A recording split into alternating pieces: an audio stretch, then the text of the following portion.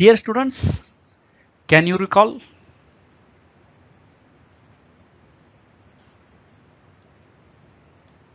There can be three types of electrical conductors: good conductors, that is metals, semiconductors, and bad conductors, that is insulators. Already we have studied in previous standards. Do you recall this? That is electrical conductors, good conductors, semiconductors, and bad conductors. Now see in this picture. Now these are the conductors: copper, aluminum, steel, metal. Then insulators: plastic, rubber, glass, cloth, wood, and semiconductor. These are the semiconductor chips, ICs. And does the semiconductor diode and resistor have similar electrical properties? तर semiconductor मध्ये आणि resistors मध्ये electrical properties same असतात का? हा diode आहे, semiconductor diode. आणखीन हा रेजिस्टन्स आहे, याच्यामध्ये सेम रेजिस्टर प्रॉपर्टी असतात का? आपण ऑलरेडी स्टडी केलेला आहे.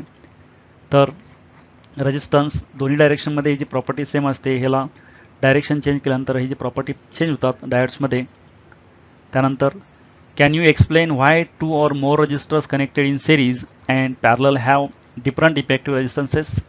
तर आपण सिरीजमध्ये आणखीन पॅरलमध्ये कनेक्ट केल्यानंतर रेजिस्टन्स जे आहेत, हे रेजिस्टन्सच्या प्रॉपर्टीज, रेजिस्टन्स जे आहेत हे इफेक्टिव्ह रेजिस्टन्स वेगवेगळे असतात. त्याचे कारण काय? कारण हे जे आपण ज्यावेळी पॅरल रेजिस्टन्स कनेक्ट करतो त्यावेळी पाथ हा करंटचा पाथ डिवाइड होतो. त्यानंतर सिरीजमध्ये रेजिस्टन्स कनेक्ट केल्यानंतर हा पाथ जे आहे हा पाथ सेमच असतो, त्यामुळे रेजिस्टन्स वाढतो. इथं एकच करंटचा पाथ आहे, त्यामुळे इथं रेजिस्टन्स जे आहे हा रेजिस्टन्स वाढतो. इथं हे रेजिस्टन्स कमी होतं, पाथ वेगवेगळा आहे.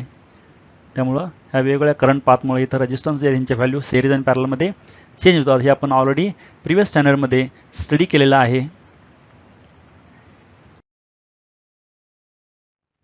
Next one is introduction. We have studied the origin of electrical conductivity in particular for metals. तर आपण मेटल्समध्ये कंडक्टिव्हिटी जी असते, कंडक्टिव्हिटी कशी होते, कंडक्टिव्हिटी कशी फ्लो होते, हे आपण ऑलरेडी प्रिव्हियस स्टँडर्डमध्ये स्टडी केलेलं आहे.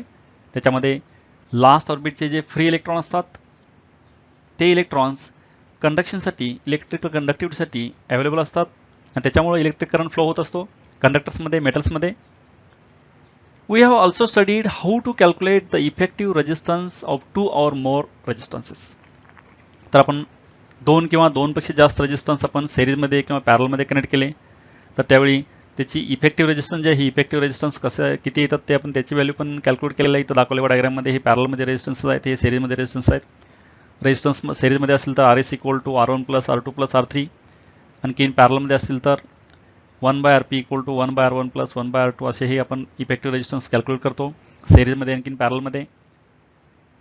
In series and in parallel, complex connections of electrical components cannot be easily reduced using the rules of series and parallel combination of resistors.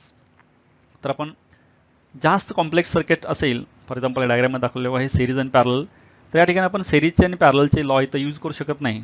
Complex सर्किटमध्ये, simple सर्किटमध्ये फक्त आपण हे दाखवलेलं आहे, इथं पॅरल आहे, इथं सिरीज आहे, यामध्ये आपण सिरीज पॅरलचे रूल्स वापरून आपण हे इफेक्टिव्ह रेजिस्टन्स कॅल्क्युलेट करू शकतो. पण असं जर कॉम्प्लिकेटेड सर्किट असेल तर ह्या कॉम्प्लिकेटेड सर्किटमध्ये आपण सिरीज आणि पॅरलचे रूल्स अप्लाय करून आपण इथं we cannot find the effective resistance in this case for complex circuit. Hence more complex circuit can be analysed by using Kirchhoff's law. तर असले कॉम्प्लेक्स सर्किट जे आहे, ही कॉम्प्लेक्स सर्किट आपण युझिंग किर्चॉफ्स लॉ अनालाइज करू शकतो.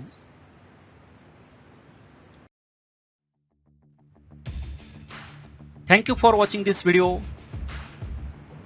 Keep watching videos and don't forget to subscribe, like and share.